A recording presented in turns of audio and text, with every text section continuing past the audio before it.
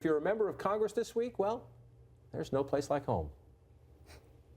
Do you agree with President Trump when he states that, quote, everything is running smoothly?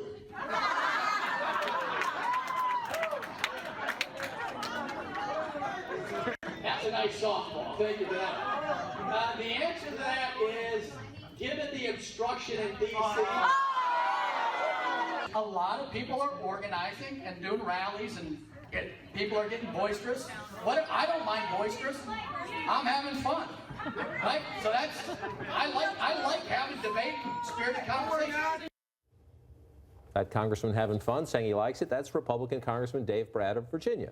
GOP Senator Joni Ernst of Iowa, well, she didn't like it so much, cutting off her town hall early after a very heavy dose of this.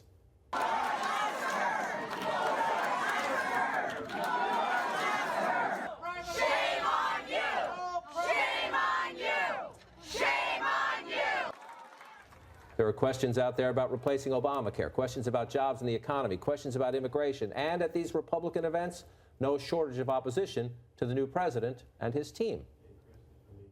I think Ms. DeVos is going to be a fine secretary. Of course she is.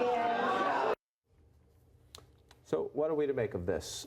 Some Democrats are saying this is their seeds of a comeback, that this is similar to the Tea Party energy we saw in 2009 and 2010. Most Republicans are rolling their eyes at that, saying these are just it's labor unions or other progressive groups getting these people to pack Republican events.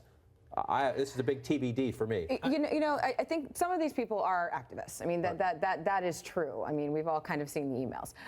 But I would say Democrats need to be careful about trying to co-opt this, because remember in 2010 when the Tea Party was going on, they were very careful to not try to immediately co-opt. They were very nice to them. They were pleasant to them. They were kind of like, we'll carry your message for us. Come on over here, because some of these people, a pox on both your parties. We're done with you guys, and that's what you saw with the Trump coalition. And if they don't like what Trump is doing, they might be shopping for someone else, but it might not be an organized party. So I wouldn't be. I just think one thing we learned from the Tea Party and learned from any movements: you can't fake a movement, right? Right. In American politics, if people are angry about something, then there's going to be some level of political activism. Eventually, they're going to start encountering the party's leadership, and people are going to bring money to that, and they're going to organize. And someone will try and discredit it as AstroTurf. But you can't invent this kind of activism. Democrats. You can't sustain it anyway. At least you might be able to start it with "Here's my union list" or Democratic Donald Party Trump list. had people pay for him to come to his announcement speech and applaud. That was fake. He then won the White House. That was real. I guess I'm also skeptical. To what end, right? I mean, if this is evidence of, to whatever extent it is, of real energy at the base, that's fine, and that could end up being real.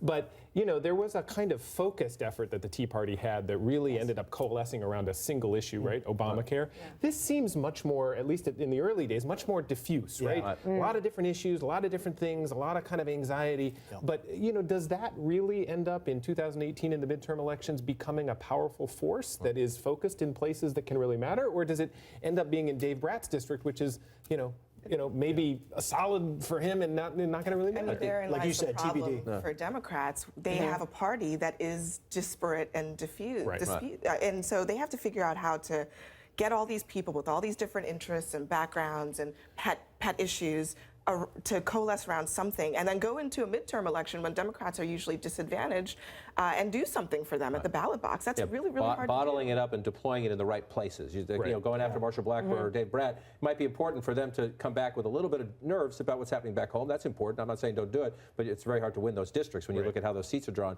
So a lot of this is about the president. So, of course, the president doesn't like it. And we know his vehicle for making clear that is on Twitter. He tweeted this early this morning. The so-called angry crowds in home districts of some Republicans are actually planned out by liberal activists. Sad. Now, Justin Amash, a Tea Party congressman from Michigan, retweeted the president, but he put this on top. They are our fellow Americans with legitimate concerns. We need to stop acting so fragile. I'm proud to defend liberty and the Constitution. Good for the congressman. He's go out there, take your hits, and explain yourself. Justin Amash almost calling the president a snowflake, I think is the term online. And look, that's what most presidents say. I mean, all presidents get angry about the opposition and people chanting outside the White House and protesting their events. But if you ask them about it, at least they usually pay lip service to the fact that this is what makes the country great, organizing. And obviously, when Trump was asked about the people, the sort of rowdy people at his rallies, he always sort of praised them.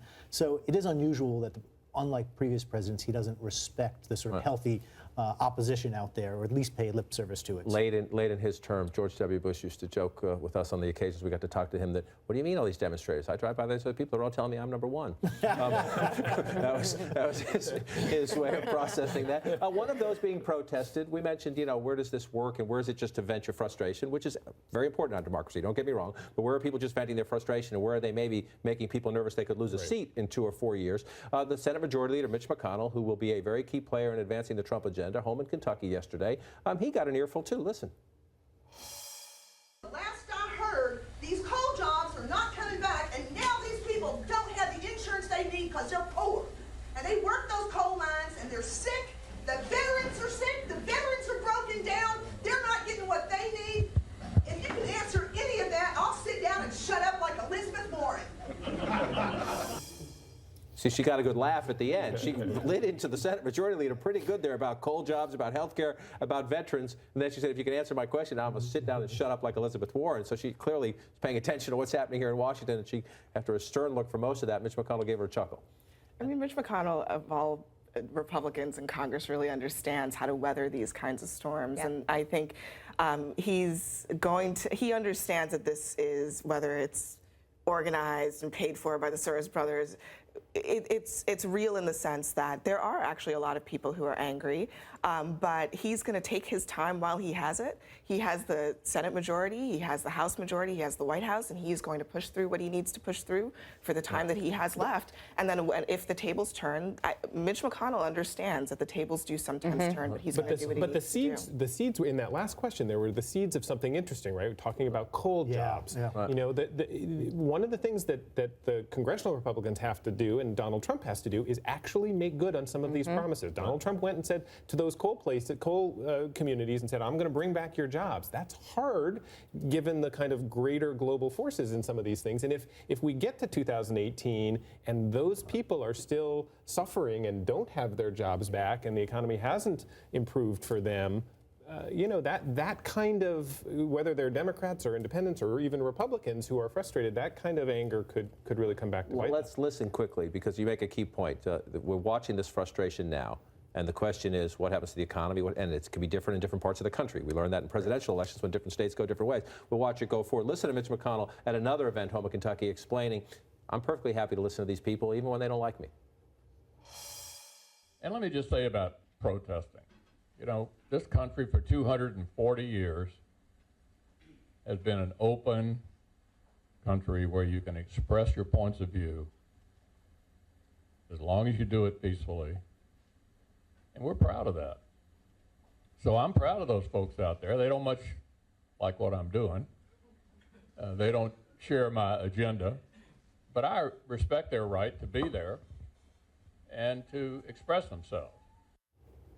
It's not our job to take sides here, but I would say as some Republicans debate canceling their town halls or not holding town halls, they should follow the leader there. Listen to Mitch McConnell. Go home and listen to your constituents even when they're dusting you up a little bit.